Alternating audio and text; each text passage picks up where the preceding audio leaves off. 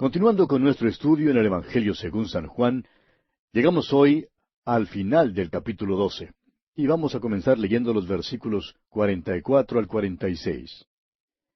Jesús clamó y dijo, El que cree en mí, no cree en mí, sino en el que me envió.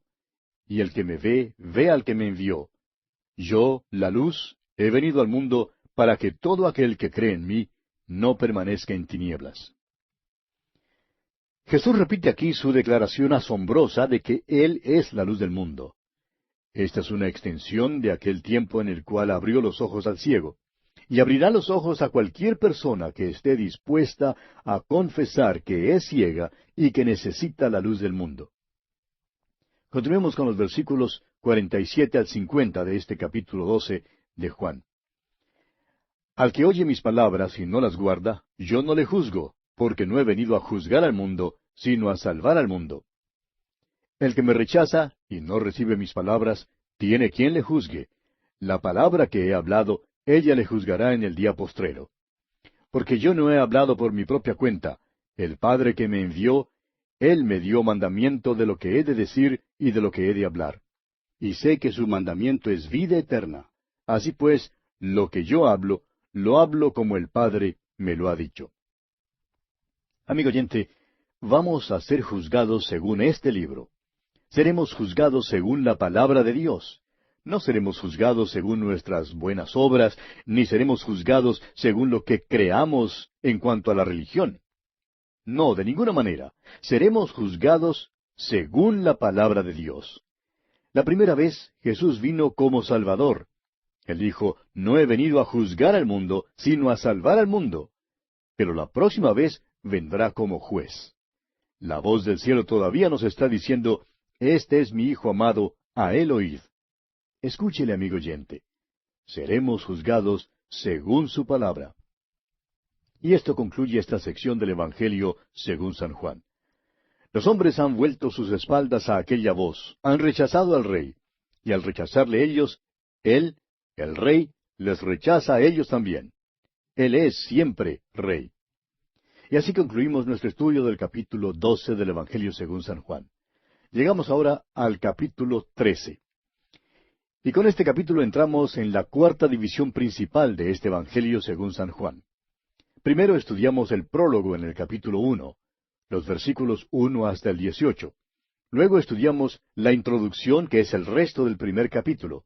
Hemos visto el testimonio de sus obras y de sus palabras desde el capítulo 2 hasta el capítulo 12. Llegamos ahora al testimonio especial de Jesús para sus testigos, que se encuentra en los capítulos 13 hasta el 17. Ahora hay otra manera en que podemos dividir este Evangelio. En los primeros 12 capítulos el tema es la luz. Estos capítulos cuentan su ministerio público y cuentan que Él es la luz. La división que llamamos el discurso del aposento alto, o sea, los capítulos 13 al 17, se relacionan con el amor. Él ama a los suyos. La última parte de este Evangelio, desde el capítulo 18 hasta el capítulo 21, tiene que ver con la vida. Cristo vino para traernos la vida, y Él es esa vida. Recibimos nuestra vida por medio de su muerte.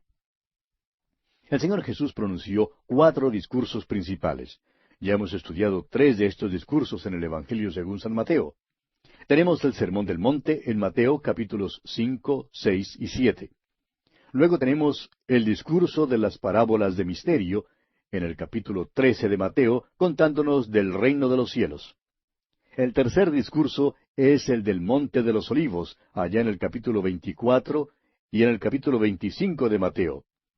Llegamos ahora al discurso del aposento alto que registra el evangelista Juan en los capítulos 13 hasta el 17. Según lo que sabemos, este discurso es uno de los más grandes que pronunciara nuestro Señor.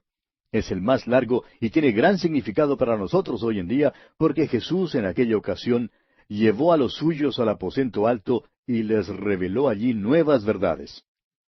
Este discurso es todavía nuevo para nosotros hoy en día y no hay nada que se le compare.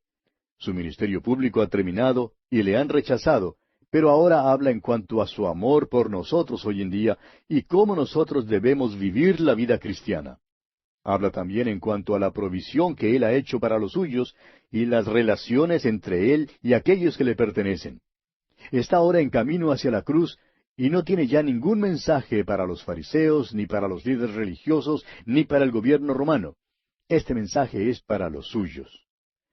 Llegamos ahora a un incidente extraordinario. Ojalá nos fuera posible conmoverle en cuanto a esto. Lo hemos oído contar tantas veces que a veces parece que hemos perdido de vista las maravillas que encierra. Aquí Jesucristo deja la gloria del cielo, desciende a esta tierra y toma el lugar de un esclavo y lava los pies de sus discípulos. En el capítulo anterior usted recordará que entonces mirábamos los pies de Jesús y vimos que fueron ungidos. Aquí son los pies de los discípulos los que son lavados. ¡Qué diferencia! El Salvador pasó por este mundo pecaminoso y no contrajo ninguna contaminación. Fue santo, inocente y sin mancha. Los pies hablan del caminar de una persona, y el ungimiento de los pies de Jesús con nardo puro nos habla del olor grato del caminar de nuestro Señor. Los pies de los discípulos necesitaban ser lavados. Jesús lavó sus pies con agua y no con sangre. Y es importante que veamos esto.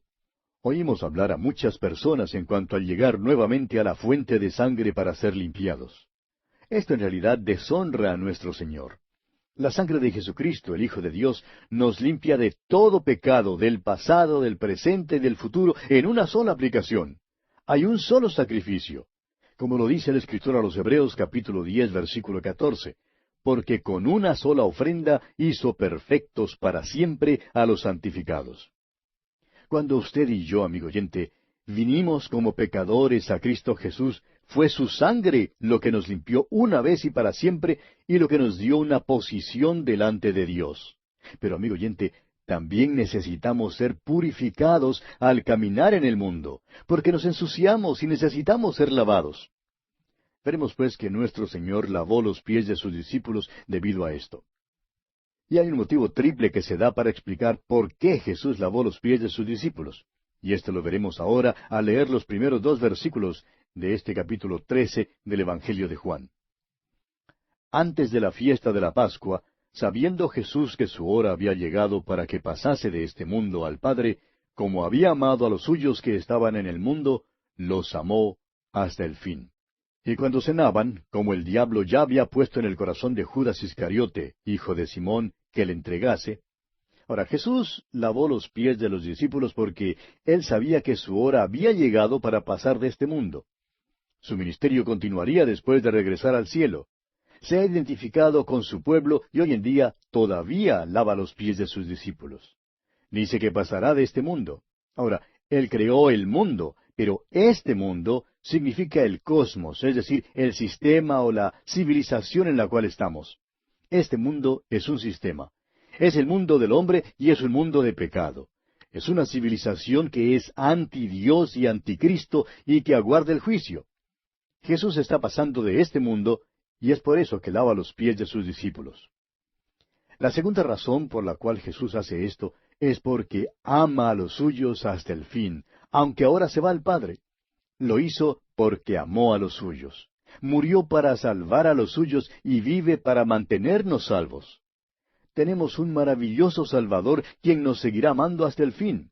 Dios nos ama con un amor eterno y no podemos impedir que nos ame. Ahora, el tercer motivo es que otra persona se había introducido en el aposento alto. Había uno que no había sido invitado y su nombre es Satanás. Hablamos de 13 personas que se hallaban en el aposento alto, pero en realidad había 14.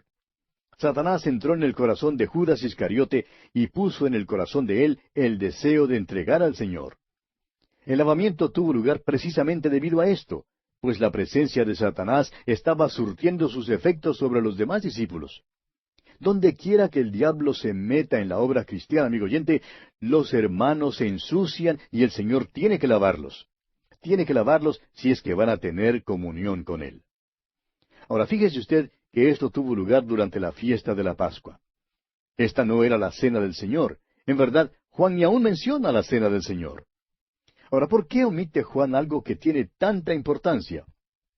Bueno, creemos que es porque en el tiempo en que Juan escribió, ya había hermanos que habían convertido esta cena en un rito. Y hay un gran peligro en darle mayor importancia a un rito que a la persona misma de Jesucristo. Es más importante conocer la palabra de Dios que participar de la comunión. No hay ninguna bendición en la comunión aparte de un conocimiento de la palabra de Dios.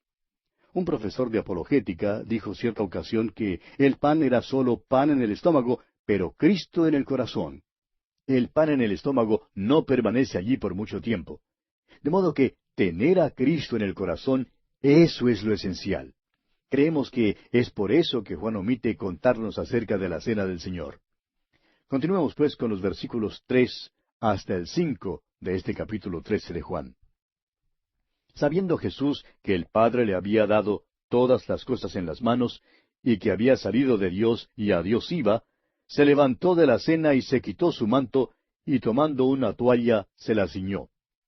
Luego puso agua en un lebrillo, y comenzó a lavar los pies de los discípulos, y a enjugarlos con la toalla con que estaba ceñido.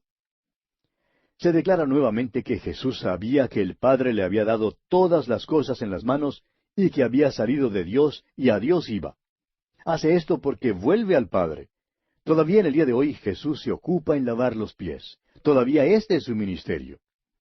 Jesús pues se quitó su manto exterior. Ahora no se desnudó, sino que se quitó el manto que llevaba puesto. Luego tomó una toalla y se la ciñó. Ahora esta es una cosa muy extraña la que hace. Toma el lugar de un esclavo. Está ceñido de aquella toalla de servicio y está listo a lavar los pies de todos sus discípulos. Y todavía hoy en día Jesús lava nuestros pies. ¿Recuerda usted cierta ley que estudiamos allá en el capítulo 21 del libro de Éxodo? Si un esclavo hebreo servía bien a su amo, podría quedar libre en el 7º año. Pero si durante ese tiempo se había casado y tenía hijos, y el amo lo dejaba en libertad a él, pero no a su familia, el esclavo podía decir que amaba a su familia y que se quedaba con ellos. Entonces el amo le hacía pararse junto a la puerta o al poste, y el amo le horadaba o perforaba la oreja con una lesna, y así quedaba como su esclavo para siempre. Nuestro Señor Jesucristo vino a esta tierra y se hizo carne, y fue hecho semejante a un siervo. Hizo todo esto porque nos amó, amigo oyente. Se identificó con nosotros y murió en la cruz para proveernos la salvación. Hizo esto para establecer una maravillosa relación con nosotros y abrirnos las puertas a la comunión con Él.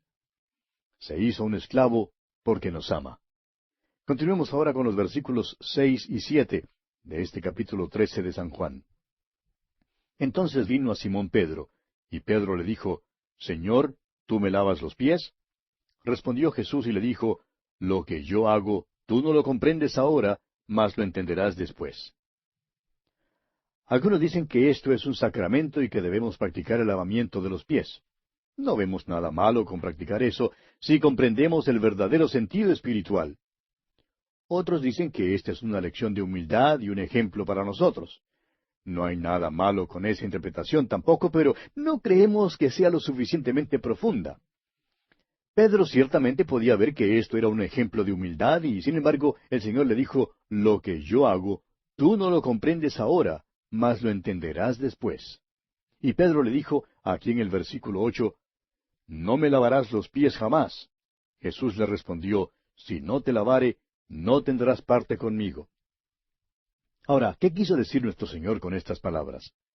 Quiso decir que sin este lavamiento no puede haber ninguna comunión con Él. Recuerde usted que esta es la fiesta de la Pascua, la cual hablaba de su muerte. Y dice aquí que se levantó de la fiesta de la Pascua, lo cual habla de su resurrección y su regreso al cielo.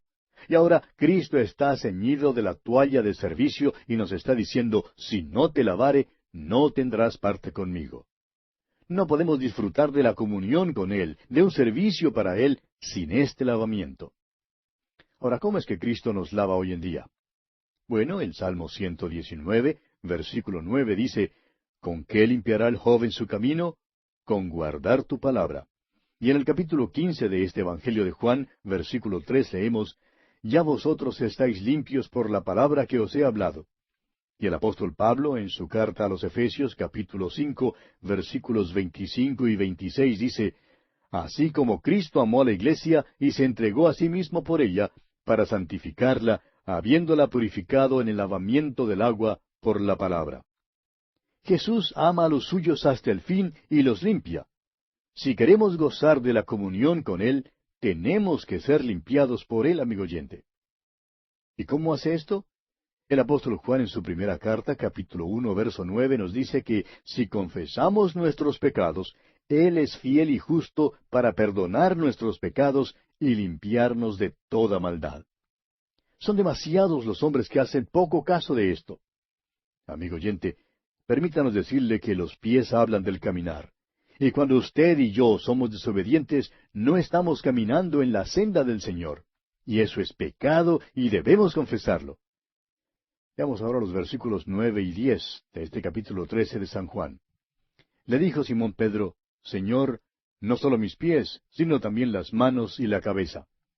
Jesús le dijo, El que está lavado no necesita sino lavarse los pies, pues está todo limpio, y vosotros limpios estáis, aunque no todos. Las palabras griegas para lavado y lavarse en el versículo 10 son muy específicas. La primera palabra es louo, que significa bañar, o sea, aplicar agua al cuerpo entero. La segunda palabra es nipto, y por tanto este versículo está diciendo que aquellos que se han bañado solo necesitan que sean lavados los pies. En aquellos días iban al baño común para bañarse, y luego un hombre se ponía las sandalias y llegaba hasta su casa.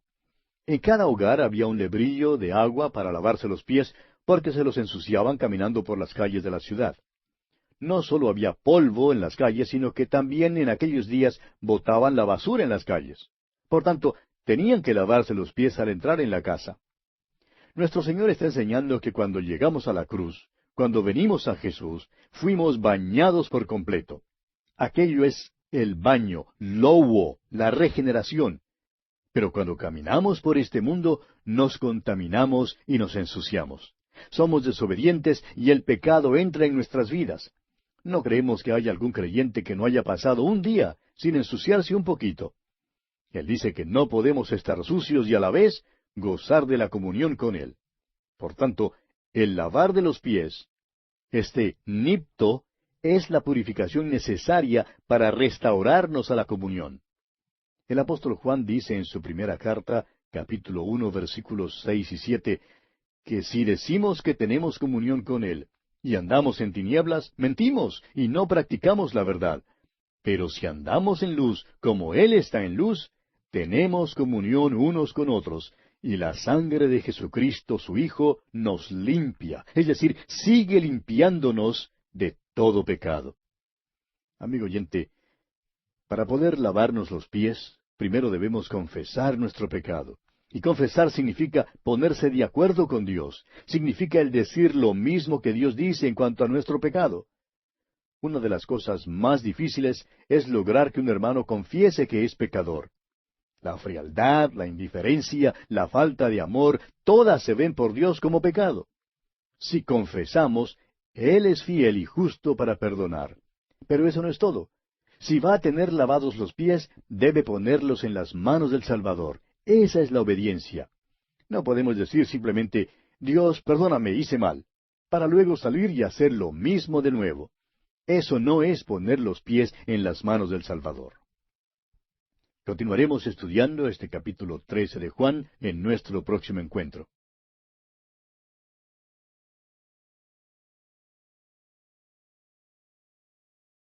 Continuamos estudiando hoy el capítulo 13 del Evangelio según San Juan. En nuestro programa anterior estábamos considerando el lavamiento de los pies que Jesús hizo a sus discípulos. Y llegamos hasta el versículo 10, donde Jesús responde a Pedro que el que está lavado no necesita sino lavarse los pies, pues está todo limpio. Y señalamos que las palabras griegas para lavado y lavarse, aquí en este versículo 10, son muy específicas. La primera palabra significa bañar, o sea, aplicar agua a todo el cuerpo. Es la palabra louo. La segunda palabra es nipto. Y por tanto este versículo está diciendo que aquellos que se han bañado solo necesitan que sean lavados los pies. Nuestro Señor está enseñando que cuando llegamos a la cruz, cuando vinimos a Jesús, fuimos bañados por completo. Ese es el baño louo, o sea, la regeneración. Pero cuando caminamos por este mundo, nos contaminamos y nos ensuciamos.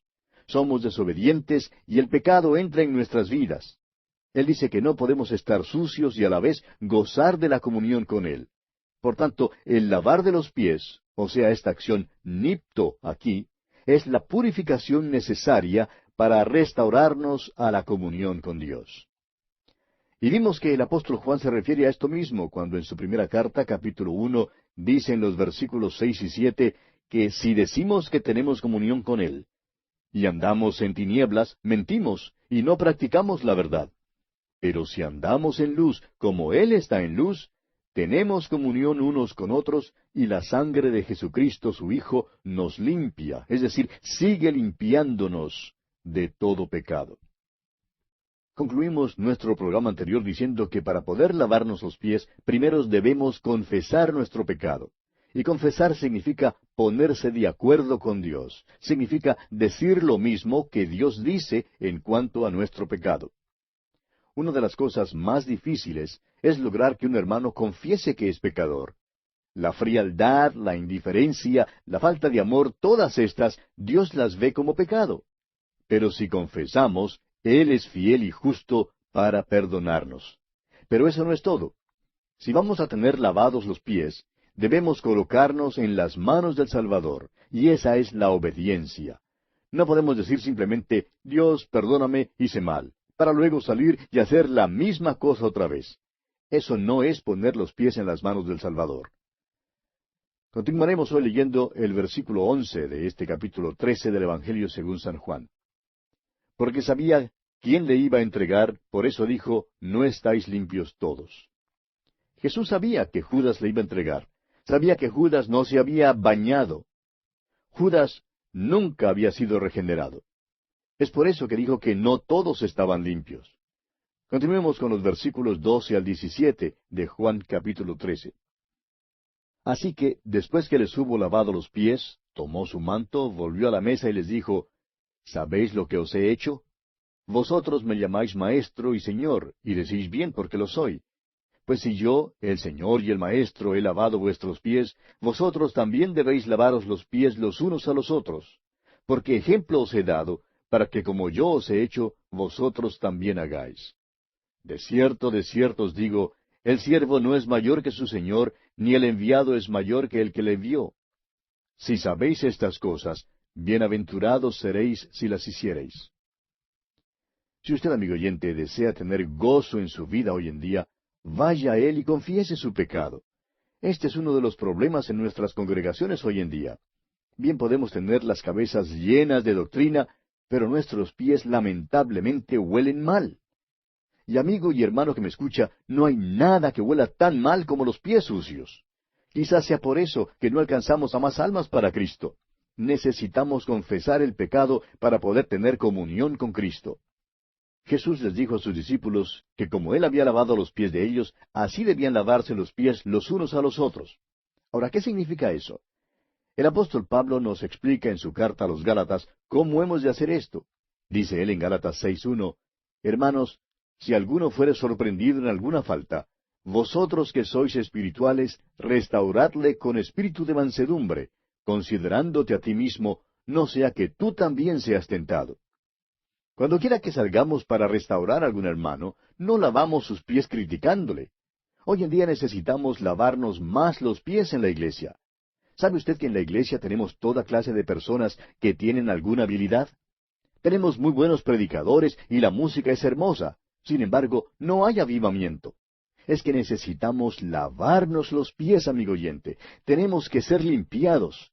Antes de poder lavarle los pies a otro hermano, amigo oyente, necesitamos primero que el Señor de gloria nos lave a nosotros los pies. Debemos llegar a Él cada vez que nos ensuciamos para ser limpiados por Él. El salmista dice allá en el Salmo 139, versículos 23 y 24, Examíname, oh Dios, y conoce mi corazón. Pruébame y conoce mis pensamientos, y ve si hay en mí camino de perversidad, y guíame en el camino eterno. No hay ni siquiera uno de nosotros que no ande ni un día sin cometer algún pecado. Necesitamos confesarlo, amigo oyente, confesarlo al Señor y ser limpiados. Ponemos nuestros pies en las manos de Él y somos lavados. Somos lavados por la palabra de Dios. Ponemos los pies en las manos de Él, y esto significa que nos entregamos completamente a Él. Eso nos pone en comunión con el Señor. Amigo oyente, no deje que pase un día sin tener esta comunión. No deje que el pecado entre y rompa esta comunión verdadera con Él. El Señor Jesús da luego algunas amonestaciones a sus discípulos. Los discípulos eran como un grupito de niños en aquel aposento alto. Tenían miedo y con razón. La sombra de la cruz había caído sobre aquel grupito. Leamos los versículos 18 hasta el 20 de este capítulo 13 del Evangelio según San Juan. No hablo de todos vosotros, yo sé a quiénes he elegido, mas para que se cumpla la Escritura, el que come pan conmigo levantó contra mí su calcañar. Desde ahora os lo digo antes que suceda, para que cuando suceda creáis que yo soy. De cierto os digo, el que recibe al que yo enviare, me recibe a mí, y el que me recibe a mí, recibe al que me envió. Jesús tiene mucho cuidado ahora, y les dice que no hablen cuanto a todos ellos. Él acaba de decirles que serán bienaventurados si hacen estas cosas, pero añade que hay un hombre entre ellos que no las puede hacer. ¿Y sabe por qué no? Simplemente porque no ha creído. Jesús ya les ha dicho que todos estaban limpios. Jesús les había dicho, vosotros me llamáis maestro y señor. Ahora, un amo es un maestro y debe ser creído. Un señor, por su parte, debe ser obedecido. La fe y la obediencia tienen que ir juntas, amigo oyente. La fe salvadora y viva conduce a la obediencia. Judas no tenía esta fe. Jesús cita del Salmo 41:9 cuando dice, el que mi pan comía, alzó contra mí el calcañar. Y está refiriéndose a Judas. Ahora, no es cuestión de si este hombre está perdiendo su vida espiritual. Es más bien una revelación de que él nunca ha tenido una vida espiritual. No es una oveja que se ha ensuciado. Es como dice la Escritura, una puerca que ha vuelto a revolcarse en el cieno, o un perro que ha vuelto a su vómito. Esa es la descripción de Judas Iscariote. Sin embargo, él estuvo allí en el aposento alto y Jesús también lavó los pies de él. Recibió el lavamiento por la palabra de Dios, pero lo rechazó totalmente. Vamos a repasar esto de nuevo para ver si lo aclaramos un poco más. La sangre de Jesucristo es para la expiación de nuestro pecado. La sangre ha cancelado toda mi culpa y ha lavado aquella cuenta mala que había contra mí. Me ha dado una posición ante Dios porque ha borrado toda mi transgresión. La sangre es para la expiación penal. El limpiamiento por agua es para nuestra purificación moral. Después que tengamos nuestra posición ante Dios en la base de la sangre de Jesucristo, el agua nos da purificación moral durante nuestro caminar diario. Jesús les dice luego a sus discípulos que uno de ellos levantará contra él su calcañar, a fin de que cuando suceda no sean escandalizados. Luego no podrán decir que fue una lástima que Jesús no se hubiera dado cuenta de lo que venía. ¿Ha notado usted, amigo oyente, que el Señor Jesucristo es traicionado desde adentro? Y esto todavía es cierto hoy en día. Existe la queja en cuanto al pecado fuera de la iglesia, pero eso no daña a la iglesia. El hecho es que algunos de esos pecadores se salvan. El daño viene cuando Jesucristo es traicionado desde adentro. Juan añade el versículo 20 porque Judas había sido enviado en misiones junto con los demás discípulos. Había predicado y había sanado.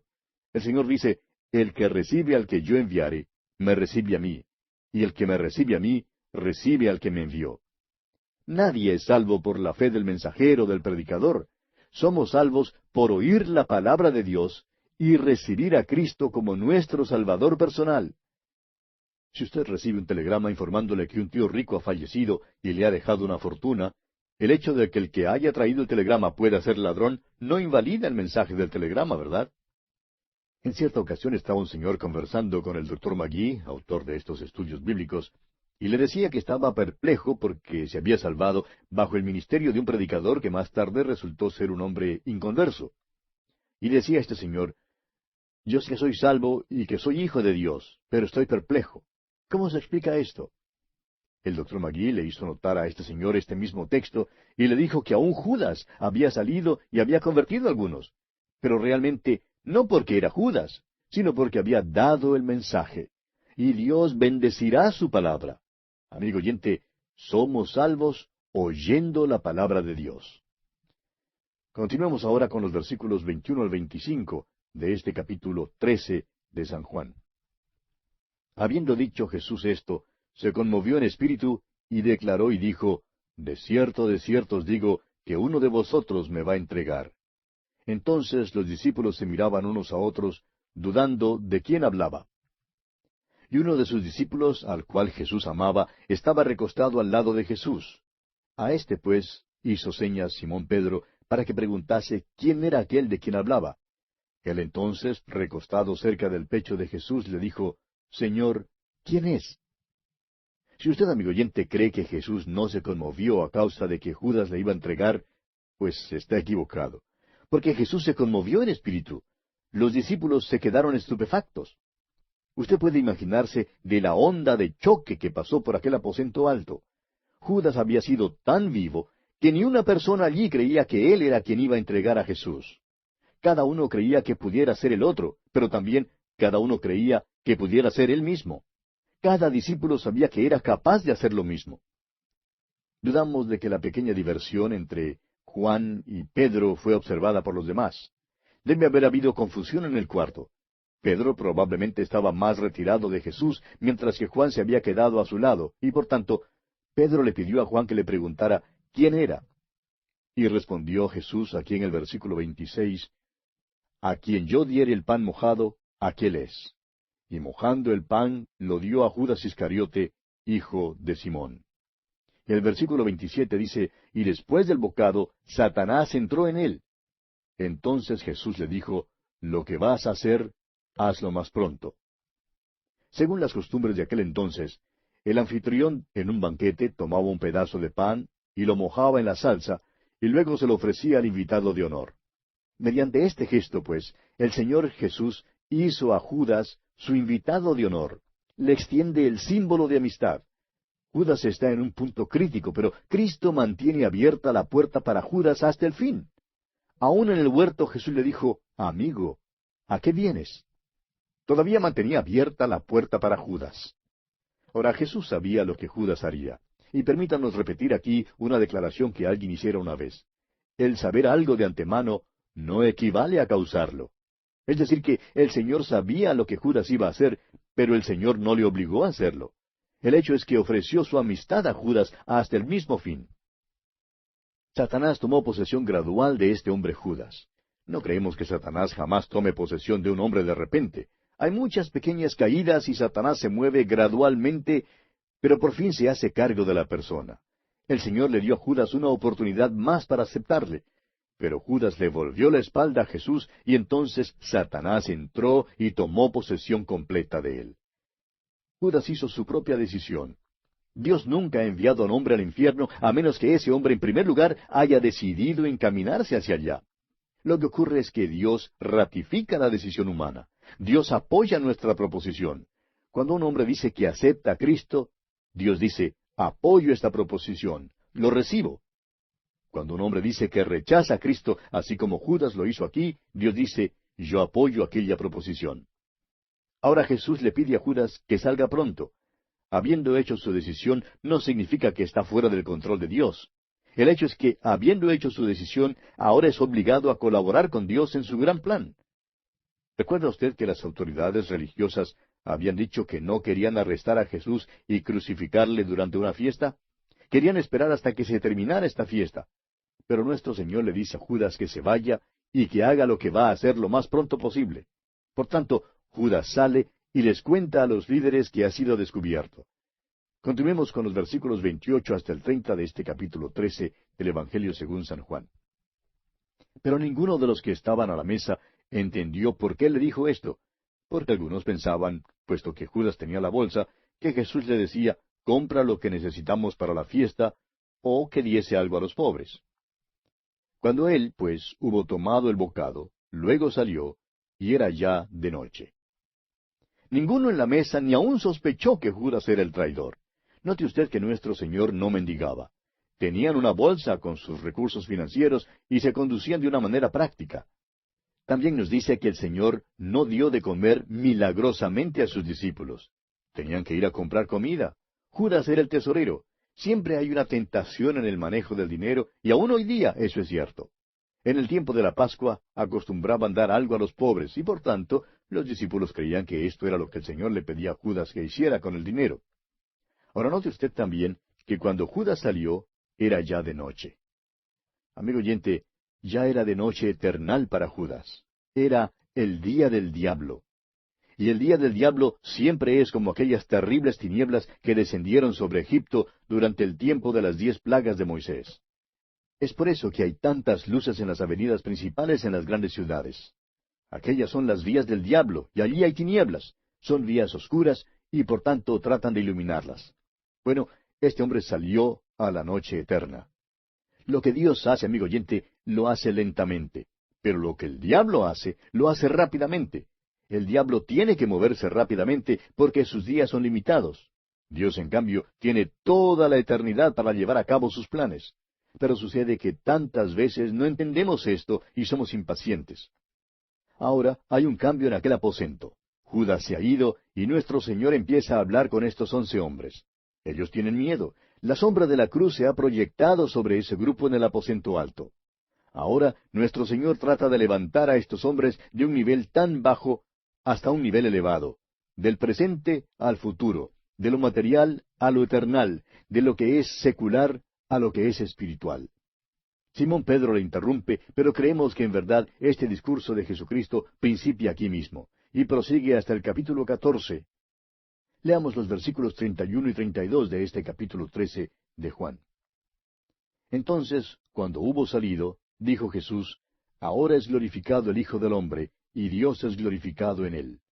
Si Dios es glorificado en él, Dios también le glorificará en sí mismo, y enseguida le glorificará. El Señor Jesús está entrando ahora en la esfera de lo espiritual. El Hijo del Hombre será glorificado, y eso será por medio de su muerte y su resurrección. Según el punto de vista humano, la cruz parece una vergüenza y una derrota, pero Dios es glorificado porque la salvación del mundo será lograda mediante la cruz. Continuemos leyendo los versículos 33 al 35 de este capítulo 13 de Juan. Hijitos, aún estaré con vosotros un poco. Me buscaréis, pero como dije a los judíos, así os digo ahora a vosotros, a donde yo voy, vosotros no podéis ir. Un mandamiento nuevo os doy, que os améis unos a otros como yo os he amado, que también os améis unos a otros. En esto conocerán todos que sois mis discípulos, si tuviereis amor los unos con los otros. Judas ya se ha marchado y por tanto se puede dirigir a ellos como sus hijitos. Va a la cruz y ningún otro puede ir a la cruz como él fue. Sufrió solo y como ya lo hemos dicho, hubo una fase del sufrimiento de Cristo que ni usted ni yo, amigo oyente, podemos comprender, ni mucho menos podemos participar en ella. Jesús les da ahora un nuevo mandamiento y creemos que algunos tienen una impresión diferente de lo que el Señor quiso decir en realidad con estas palabras. Parece que no han comprendido el verdadero alcance de ellas y por tanto no las han aplicado como conviene. Pero bien, dejaremos este asunto para considerarlo en nuestro próximo estudio, Dios mediante, porque nuestro tiempo ya ha tocado a su fin.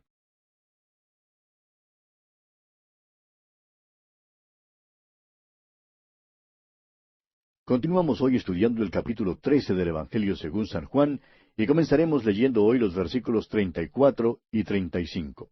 Dice Jesús, Un mandamiento nuevo os doy, que os améis unos a otros como yo os he amado, que también os améis unos a otros. En esto conocerán todos que sois mis discípulos, si tuviereis amor los unos con los otros. Jesús da ahora a sus discípulos un nuevo mandamiento. Y creemos que algunos tienen la impresión de que Él dijo, En esto conocerán todos que sois mis discípulos, en que sois fundamentalistas. Ahora, hermano que nos escucha, creemos que en verdad es necesario ser fundamentalista en nuestra fe. Yo personalmente creo en la infalibilidad de la palabra de Dios, creo en la inspiración verbal y plenaria de las Escrituras, y creo en la deidad del Señor Jesucristo. Creo que Él murió en la cruz por la expiación del pecado, que murió una muerte sustitutiva y vicaria por los pecados del mundo. Creo también que Jesucristo resucitó corporalmente, que ascendió al cielo y que pronto viene personalmente para sacar a la iglesia del mundo. Pero quiero decir lo siguiente, amigo oyente, y quiero decirlo con mucho cuidado. El creer en esas cosas no es lo que convence al mundo inconverso. El mundo necesita un poquito de amor.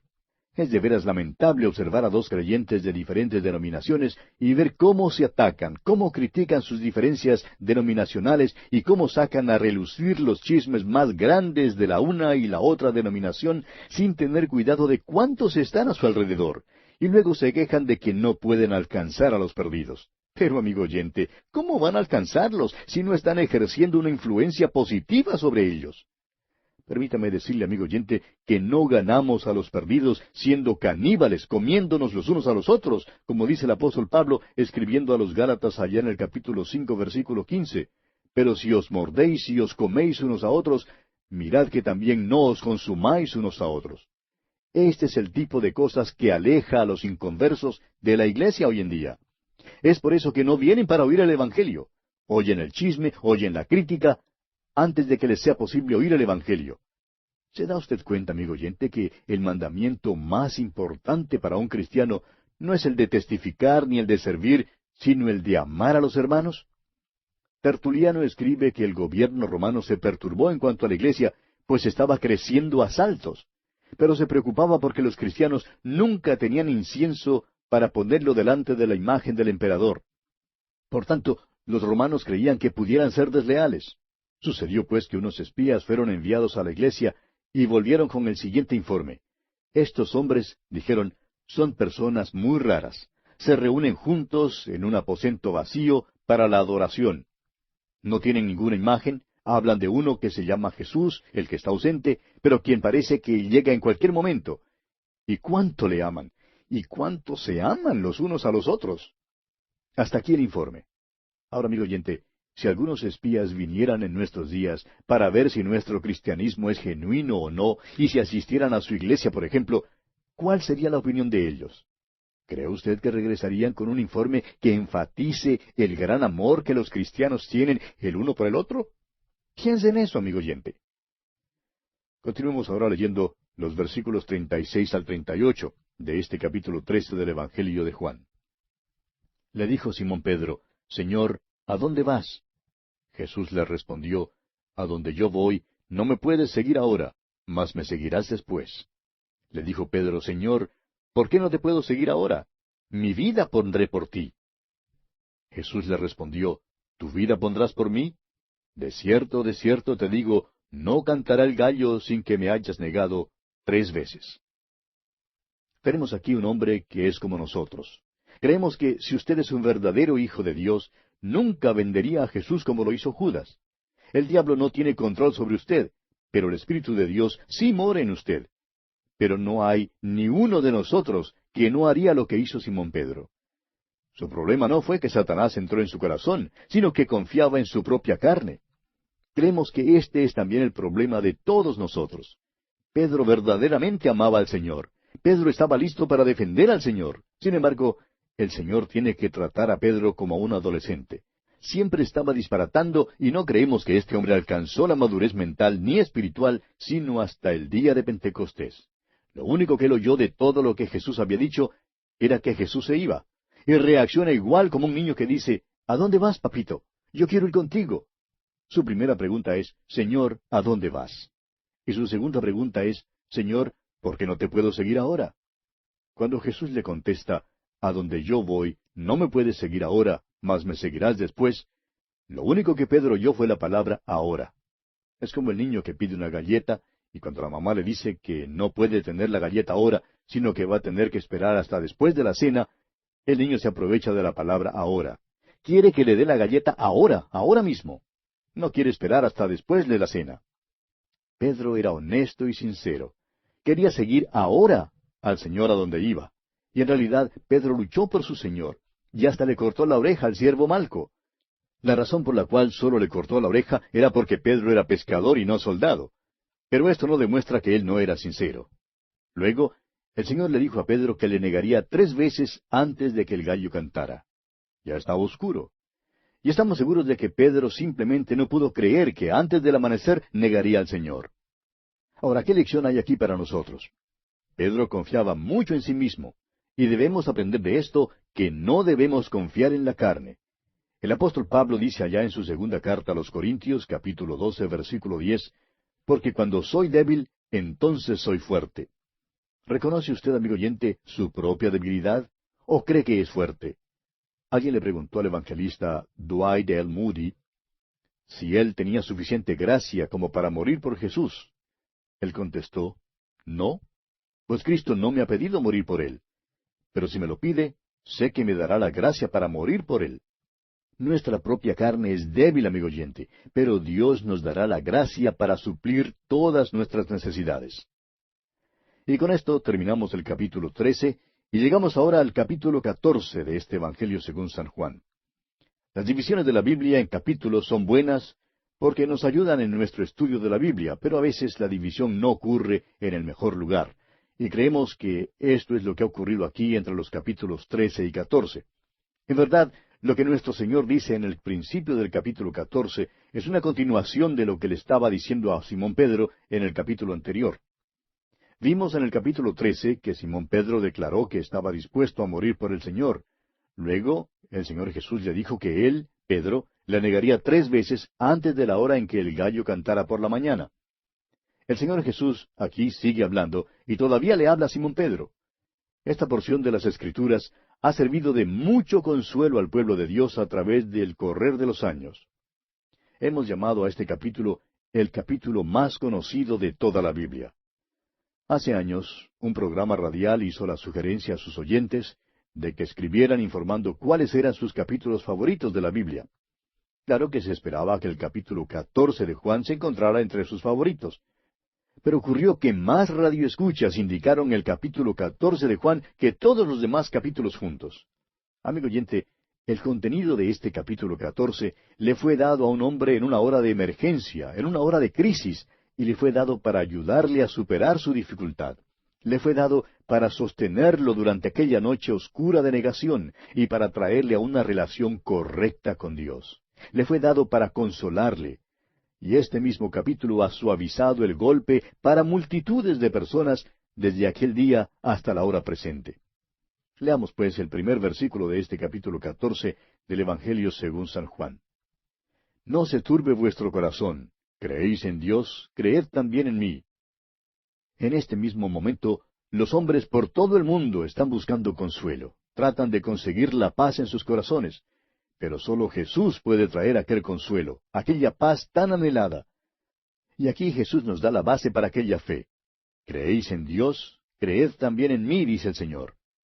En el idioma griego, estas palabras pueden ser un imperativo o un mandato. Creed en Dios. Creed también en mí. Ahora, junto con la palabra creed, encontramos la preposición eis, que significa en. Y cuando Juan habla en cuanto a la fe salvadora, siempre incluye esta preposición. La fe no es inactiva ni pasiva. Significa creer en o creer a. Es una fe activa, una confianza a la que uno se encomienda. Si usted cree que su automóvil le llevará a su casa, ¿cómo es que llega a su casa? ¿Simplemente creyéndolo? No. Usted lo cree lo suficiente como para confiar en el automóvil. Entra en él y confía que le va a llevar a su casa. Bueno, así es como uno se salva. Usted cree en Cristo, confía en Él. Hay quienes tratan de declarar que Jesús nunca enseñó acerca de su deidad. Y nos gustaría saber qué es lo que Él dice aquí en este primer versículo, si no es que se hace igual a Dios. Su declaración aquí aclara muy bien que primero es necesario creer en Dios, y entonces ya no somos ateos. Luego, para ser cristiano, es necesario tener una fe personal y una confianza en Cristo. Las dos son necesarias. Leamos ahora el versículo 2 de este capítulo 14 de Juan. En la casa de mi Padre muchas moradas hay. Si así no fuera, yo os lo hubiera dicho. Voy pues a preparar lugar para vosotros. Vamos a dejar en claro, en primer lugar, lo que es la casa del Padre. La casa del Padre es este universo vasto en el cual usted y yo vivimos. Vivimos en uno de los planetas más pequeños. Somos simplemente un puntito en el espacio. El hecho es que si pudiéramos alejarnos lo suficiente, nadie nos podría ver ni con un telescopio más potente. Pero vivimos en la casa del Padre. Hay un librito que se intitula Este universo que se extiende. Y ese libro nos cuenta acerca de cómo vivimos en un universo que siempre se sigue extendiendo. Primero, los hombres pensaban en la Tierra como las estrellas, como si fuesen pequeñas lamparillas atornilladas en la parte de arriba del universo. Luego, los hombres empezaron a explorar y descubrieron que nos hallamos en un sistema solar. Somos en verdad un planeta menor que gira alrededor del Sol, y hay otros planetas que bailan con nosotros. Nosotros, junto con los demás sistemas solares, estamos en un sistema galáctico, y cuando usted mira arriba a la Vía Láctea, usted ve el otro lado de nuestro sistema galáctico. Ahora, amigo oyente, eso es solamente un solo sistema galáctico. Hay todavía muchos otros sistemas galácticos que hacen que el nuestro parezca un maní en el espacio. Se nos dice que nuestro vecino más cercano, Andrómeda, queda como unos 200 millones de años luz de nosotros. De modo que, amigo oyente, no vaya usted hasta nuestro vecino más cercano en el sistema galáctico para pedirle prestado una taza de azúcar o de café por la mañana porque no le será posible volver para el almuerzo. Ahora, aún estos sistemas galácticos no constituyen en manera alguna el fin del espacio. Más allá de ellos hay lo que llaman cuásares. Ahora, la razón por la cual los astrónomos los llaman cuásares es porque realmente no saben lo que son. Han hallado estos cuásares mediante gigantescos radiotelescopios como los que tienen en el desierto de Mojave y en Arecibo, Puerto Rico. Y han encontrado que más allá de aquellos cuásares hay otros. Puede ser, pues, que vivimos en un universo infinito. Simplemente no sabemos cuán vasto es este universo. Es concebible que un Dios infinito haya creado un universo infinito. Si hay un universo infinito, tiene que haber un Dios infinito. Nuestro Señor dijo, en la casa de mi Padre muchas moradas hay. Y creemos que Jesús se sonrió un poco cuando dijo eso. Él mismo fue quien las creó, y Él sabía cuántas había allí. A usted y a mí probablemente nunca nos será posible contarlas. No creemos que Dios tenga un letrero colgado en alguna parte de este vasto universo indicando que hay algunas vacías. Ahora, no queremos decir que haya hombres, o humanidad, o seres humanos en otros planetas. No creemos eso. Una humanidad es suficiente. Pero somos nosotros, los que vivimos en este pequeño planeta, los que nos hemos rebelado contra Dios. Creemos que este vasto universo, lleno de criaturas inteligentes, está mirando a esta pequeña tierra. Aquí es donde ven en el universo algo singular. Ya sabían algo en cuanto a la sabiduría de Dios y de su persona y su poder, pero no sabían nada en cuanto a su amor, hasta cuando la segunda persona de la Trinidad, el Señor Jesús, bajó a esta tierra y murió en la cruz, porque de tal manera amó Dios al mundo que ha dado a su Hijo unigénito. Entonces hubo una manifestación del amor de Dios en esta tierra. Usted y yo creemos a veces que valemos algo, que tenemos algún valor. Bueno, no deseamos ofender a nadie, pero, amigo oyente, ¿sabe usted que la raza humana no es digna de salvarse? Dios bien pudo habernos quitado de esta pequeña tierra para empezar de nuevo. Podría habernos mandado fuera de la existencia sin perder mucho. Pero así no estaría demostrando su amor. Estaría demostrando la justicia, pero no el amor. Dios es justo, pero también nos ama. Eso es lo asombroso y lo más maravilloso de todo. Dios nos ama, le ama a usted y me ama a mí, amigo oyente, no porque seamos dignos de ser amados, sino a pesar del hecho de que somos totalmente depravados. Pertenecemos a esa clase de raza humana, y sin embargo, Dios nos ama. Jesús está diciendo aquí que este universo tan vasto está lleno de moradas. Si así no fuera, yo os lo hubiera dicho, dice él. Y con esto implica que o bien le creemos o no le creemos.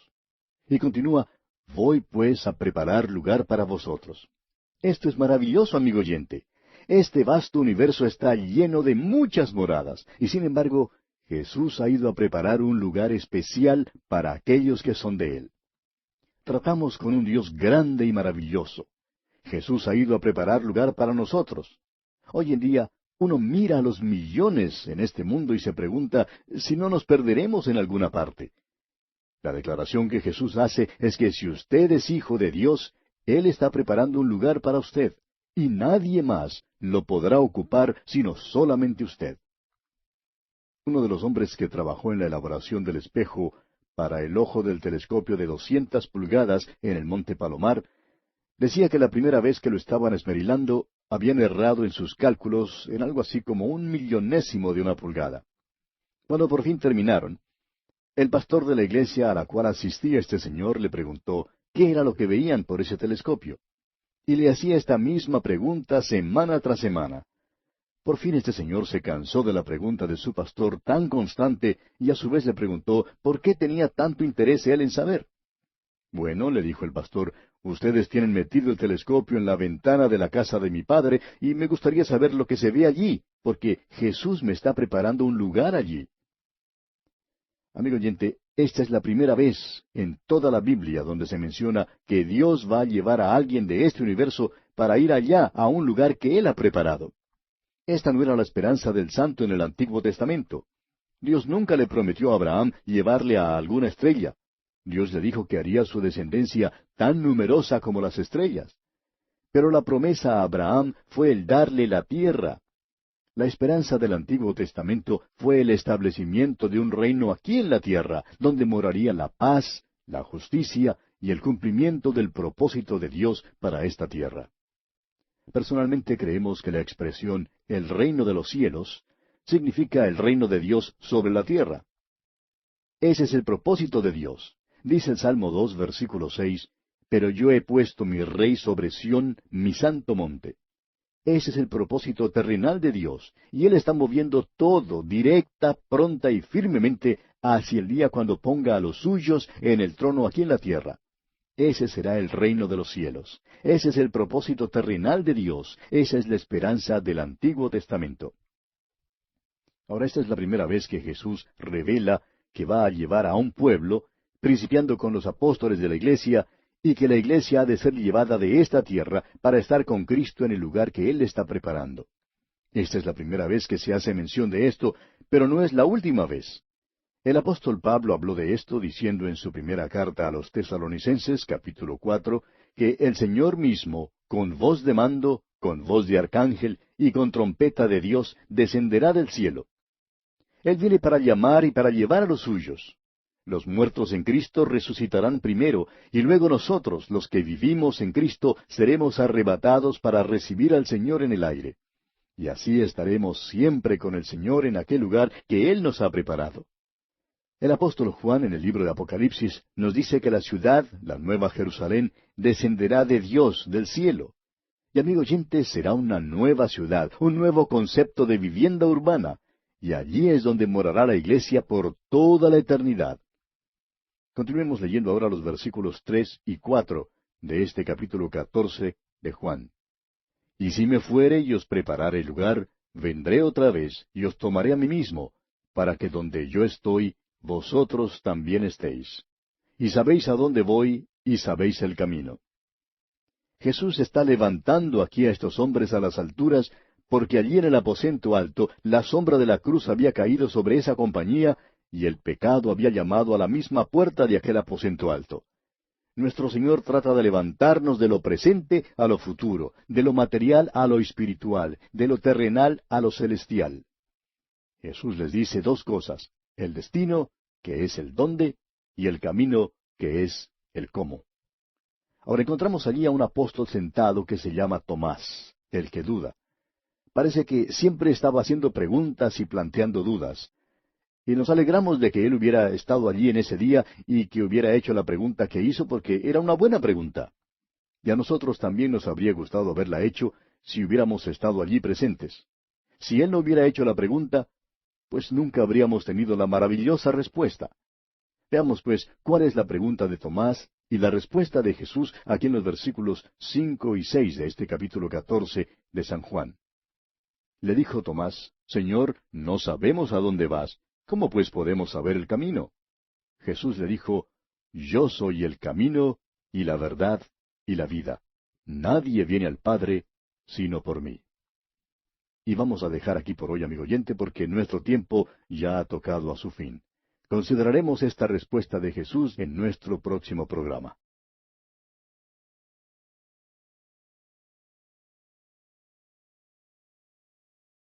Continuamos hoy estudiando el capítulo 14 del Evangelio según San Juan, y en nuestro programa anterior dejamos a Jesús respondiendo la pregunta que le hizo Tomás, Tomás el que duda.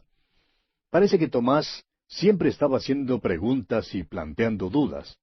Claro que nos alegramos de que él hubiera estado allí ese día y que le hubiera hecho esta pregunta al Señor, porque era una buena pregunta. Y a mí también me hubiera gustado haberla hecho si hubiera estado allí presente. Si él no hubiera hecho esta pregunta, pues tampoco habríamos tenido la maravillosa respuesta de Jesús. La pregunta la encontramos aquí en el versículo 5 de este capítulo 14 de Juan, y el Señor responde en el versículo siguiente, el versículo 6. Así es que vamos a comenzar nuestro estudio hoy leyendo estos dos versículos, los versículos 5 y 6 de este capítulo 14 del Evangelio según San Juan.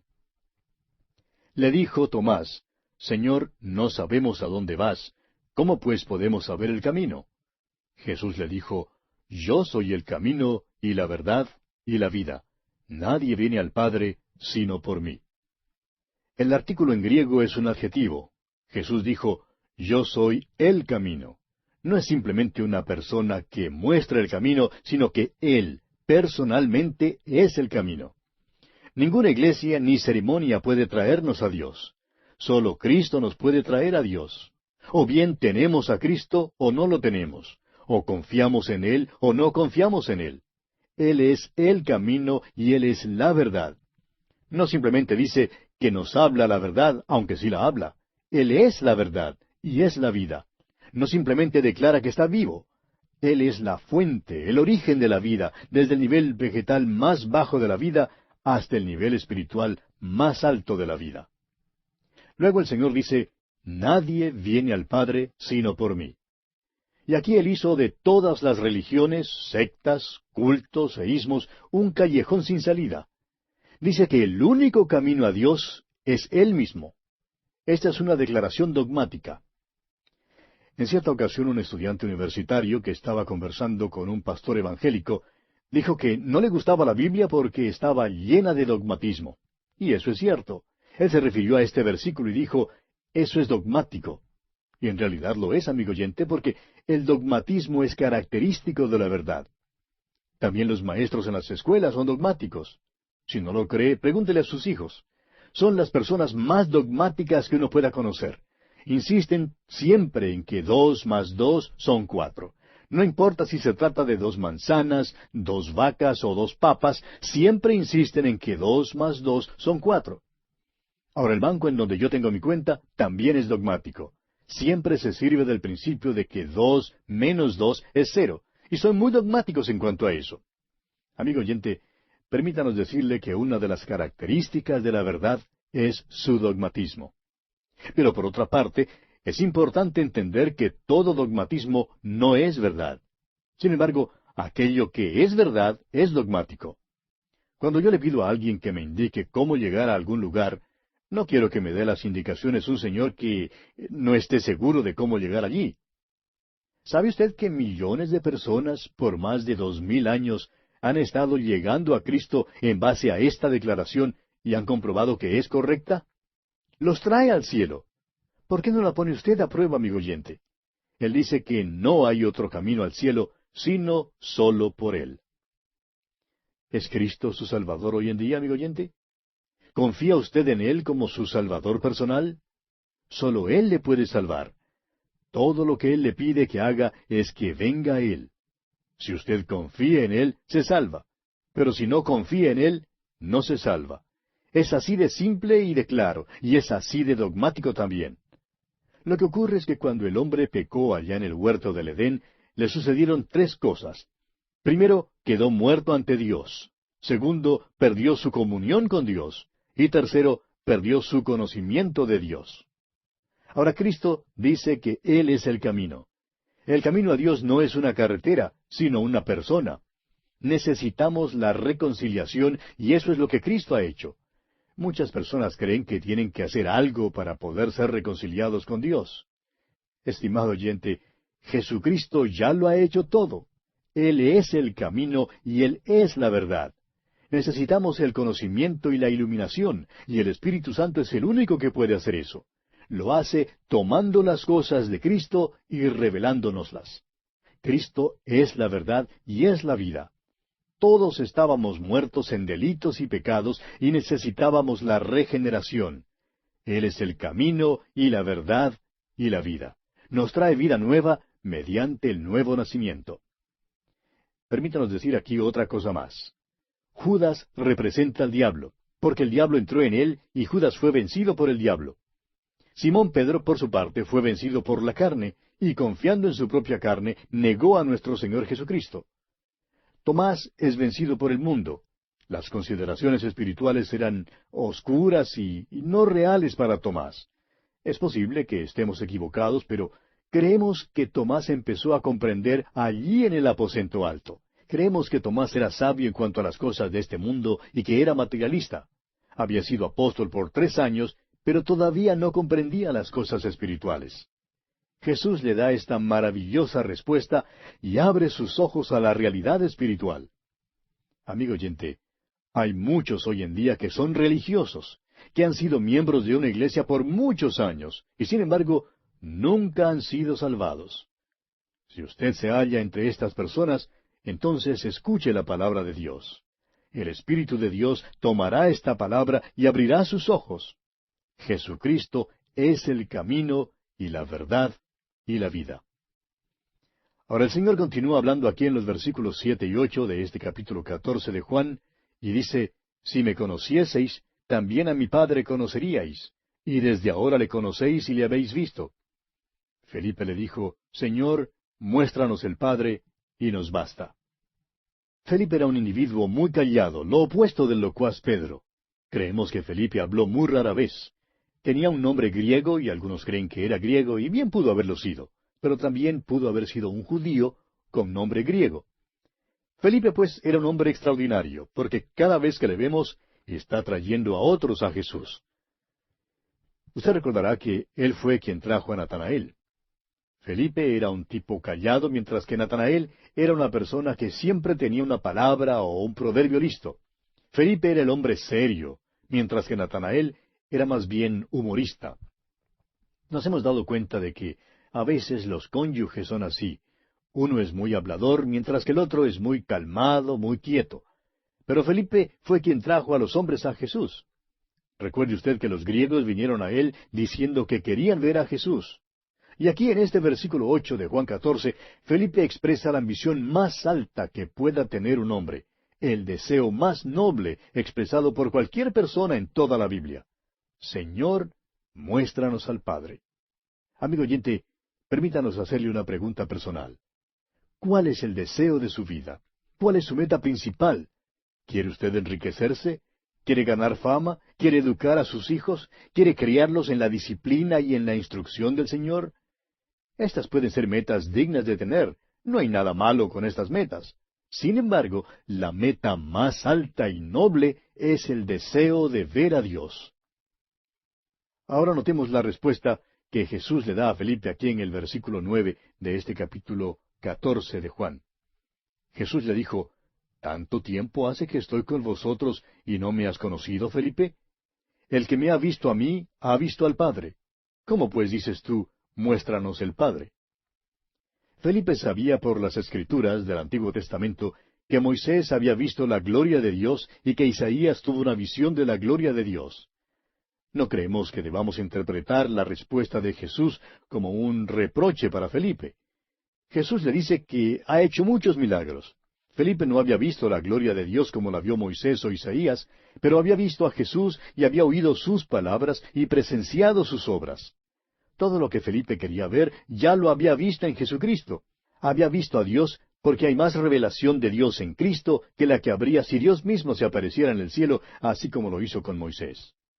Felipe tenía mayor revelación de Dios porque él le había visto en la carne y había estado con él por 3 años.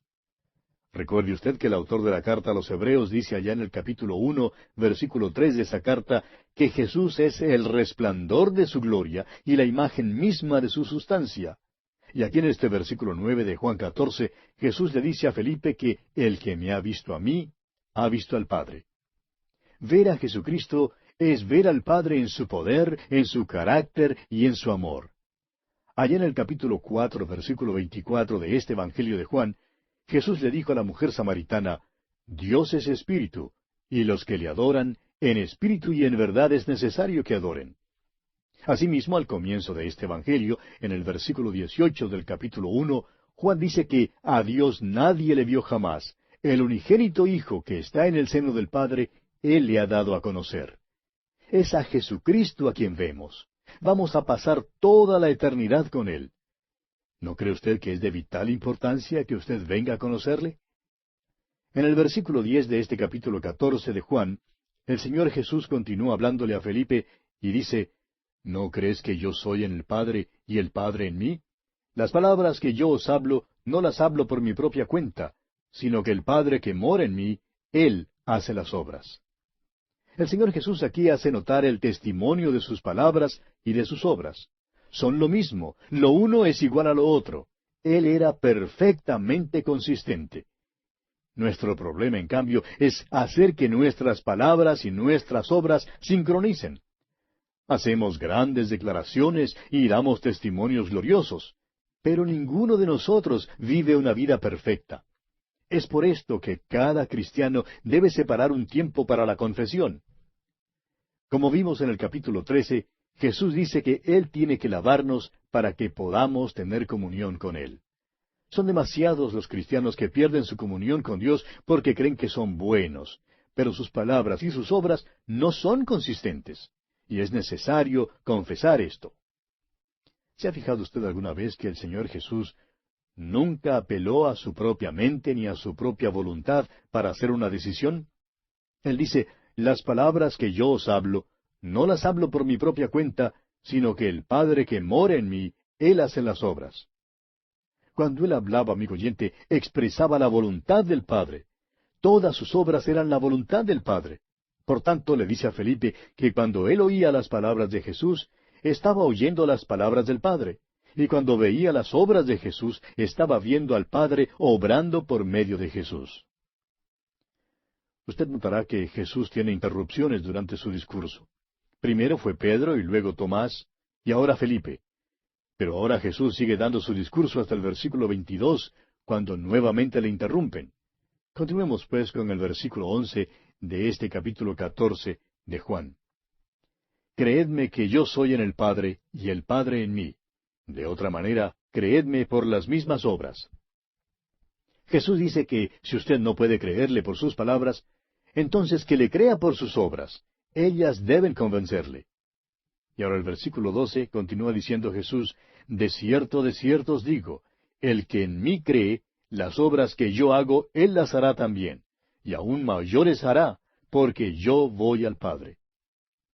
Cuando nuestro Señor estuvo aquí en esta tierra, hizo grandes obras y milagros.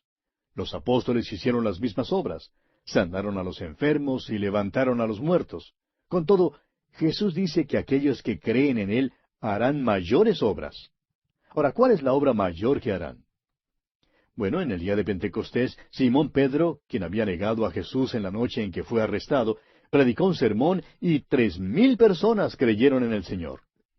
Pensamos en los hombres que a través de los años han invertido sus vidas en ganar a hombres, mujeres y niños para Cristo. Pensamos en los misioneros que van a tantos países del mundo predicando a un Salvador crucificado, resucitado, glorificado y que viene de nuevo a fin de que el que oiga pueda aceptar a Cristo y nacer de nuevo. Ese es un milagro mayor que el de sanar a los enfermos. ¿No le parece? ¿Cuál es mejor? ¿Sanar el alma o sanar el cuerpo? Cuando el Señor Jesucristo estuvo en la tierra, hizo el milagro de levantar los cuerpos físicos de los hombres. Pero nosotros tenemos el privilegio de predicar a Jesucristo para que los hombres, cuerpo y alma, puedan vivir eternamente. El logro supremo es traer a los hombres y a las mujeres y a los niños a una correcta relación con Dios. Ahora, ¿cómo se hacen estas obras mayores? El Señor Jesucristo dice aquí al final del versículo 12, porque yo voy al Padre. ¿Ve usted? Es Jesucristo mismo quien todavía está obrando. Pero hoy en día lo hace por medio del instrumento humano. Obra por medio de la frágil carne humana. Pero así es como obra hoy en día. Me asombro que me sea posible dar un mensaje bíblico por radio y que haya quienes vengan a Cristo. Amigo oyente, eso es mayor. Si Jesucristo estuviera aquí hablando a los hombres, sería una gran obra. Pero cuando Jesucristo nos toma a usted y a mí y obra por medio de nosotros para alcanzar a otras personas, esa es la obra mayor. Ahora, ¿se ha fijado usted con cuánta frecuencia Jesús habla de su Padre? Encontramos 20 referencias al Padre en este pasaje, y es siempre el Señor Jesús quien lo menciona. Leamos ahora los versículos 13 y 14 de Juan capítulo 14. Y todo lo que pidiereis al Padre en mi nombre, lo haré, para que el Padre sea glorificado en el Hijo. Si algo pidiereis en mi nombre, yo lo haré. Sigue diciendo que estas obras mayores serán el resultado de la oración. Desafortunadamente, el evangelismo por medio de la oración está tan descuidado hoy. El Señor dice aquí, y todo lo que pidiereis al Padre en mi nombre, lo haré. Estos versículos han sido muy mal entendidos muchas veces. Muchas personas han cogido estos versículos y han corrido con ellos como el perro que coge un hueso y corre con él. Dicen que oraron, pero que Dios simplemente no contestó su oración. Algunos hermanos dicen que tomaron ese versículo según su significado literal y oraron y que Dios no contestó su oración. Luego preguntan ¿qué fue lo que pasó? Bueno, lo que ocurre es que están leyendo algo en el versículo que en realidad no está allí. Necesitan continuar leyendo. Todo esto forma parte de un solo paquete. Leamos el versículo 15 ahora. Si me amáis, guardad mis mandamientos. Consideremos lo que estos tres versículos dicen. ¿Qué significa pedir en el nombre de Cristo? Orar en su persona significa pararse en su lugar. Significa estar completamente identificados con Él y significa estar unidos a Cristo. Significa que usted y yo imploramos los méritos de su bendito Hijo cuando nos paramos delante de Dios. No tenemos ningún mérito ni ninguna posición propia ante Dios. Él no oye mi oración porque yo soy Samuel Montoya. Él no oye su oración porque usted es quien es. Él oye nuestras oraciones cuando se elevan en el nombre de Cristo. Esta no es simplemente una frasecita que añadimos al final de la oración, terminando con las palabras en el nombre de Jesús. Orar en su nombre es presentar la oración en los méritos de Jesús y para su gloria. Lo haré, dice Jesús, para que el Padre sea glorificado en el Hijo. Una oración que permita que Dios sea glorificado en el Hijo es una oración que con toda seguridad Él contestará. Debe ser una oración para su honra y su gloria, y no para nuestros fines egoístas. Cuando oramos en el nombre de Jesús y para la gloria de Dios, no estamos orando egoístamente para nosotros mismos, estamos orando para Él. Estamos orando para que el Padre sea glorificado en el Hijo. También depende de nuestra obediencia a Cristo. Esta promesa es dada a aquellos que le aman y la evidencia de su amor es el guardar sus mandamientos. El amor será demostrado por la obediencia a Cristo. Un cristiano indisciplinado no puede decir que ama al Señor Jesús. ¿Cómo le está yendo a usted en este punto, amigo oyente? ¿Ama usted al Señor Jesús? ¿Está usted guardando sus mandamientos porque le ama? Y bien, amigo oyente, se nos agotó el tiempo, así es que tenemos que detenernos aquí por hoy. En nuestro próximo encuentro, Dios mediante, continuaremos nuestro estudio de este capítulo 14 del Evangelio según San Juan.